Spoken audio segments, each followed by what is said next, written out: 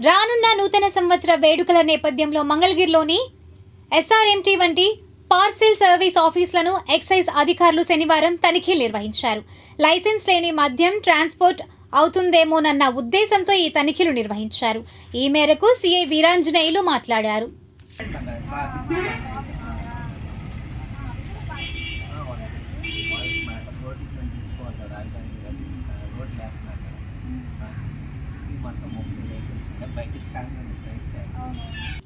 ఎర్రబాలెంలో శనివారం all India మహాసభల ప్రచార జాథాను ప్రారంభించారు. ఈ కార్యక్రమంలో సిఐటియు జిల్లా అధ్యక్షులు బి లక్ష్మణరావు, రాజధాని డివిజన్ నేతలు ఎం రవి, ఎం భాగ్యరాజు తదితరులు పాల్గొన్నారు. అనంతరం వారు మాట్లాడారు.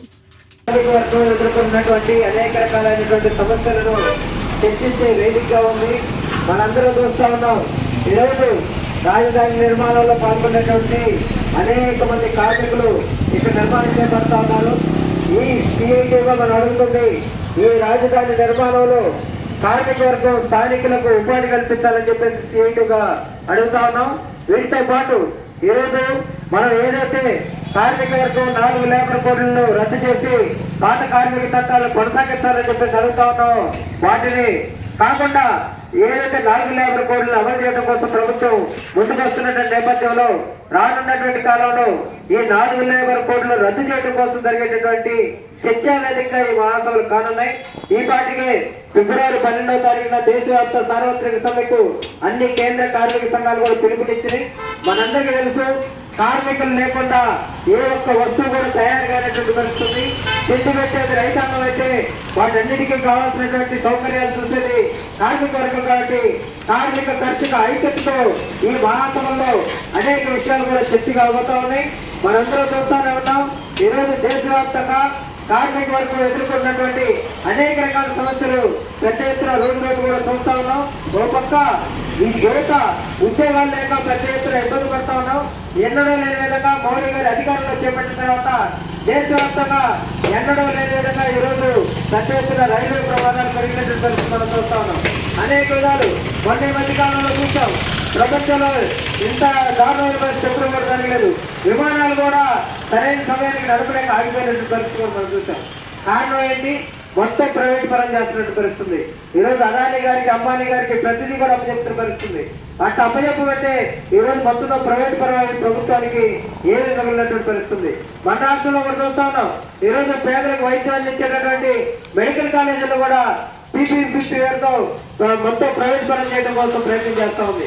అదే కాకుండా గ్రామీణ ఉపాధి హామీ పథకం కరోనా సమయంలో పేదలకు పన్నెండు అన్నం పెట్టినటువంటి గ్రామీణ ఉపాధి హామీ పథకాన్ని కూడా ఈరోజు గ్యారంటీగా ఉన్న చట్టాన్ని కాస్త నిర్వీర్యం చేసేటువంటి ప్రయత్నం చేస్తా ఉన్నారు. కాబట్టి ఇటువంటి విధానాలకు వ్యతిరేకంగా కార్మిక వర్గం ఎదుర్కొన్నటువంటి సమస్యల్ని చర్చించే విధంగా ఈ మహాసభ కాబోతా ఉంది. వీటితో పాటు 4వ తారీఖున దేశవ్యాప్తంగా ఉన్నటువంటి ఏదైతే ఈ కార్మిక వర్గం ఎదుర్కొన్న సమస్యల మీద చర్చించినటువంటి అంశాల మీద వేదికగా బహిరంగ సభ జరుగుతుంది. ఈ బహిరంగ సభకి ఇక్కడి నుంచి కూడా పెద్ద ఎత్తున కార్మిక వర్గం కదిలి రావాలని చెప్పి పిలుపునిస్తా ఉన్నాం.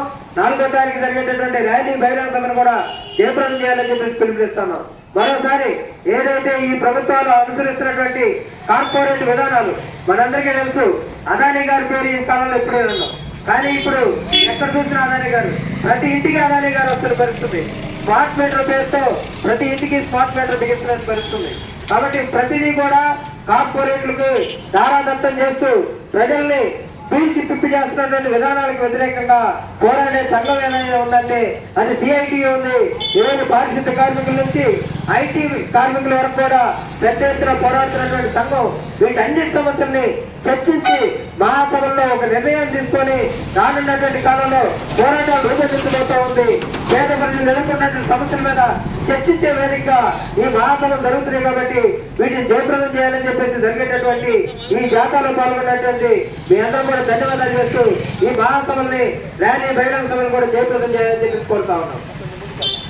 మంగళగిరిలో నూతనంగా తెలుగుదేశం పార్టీ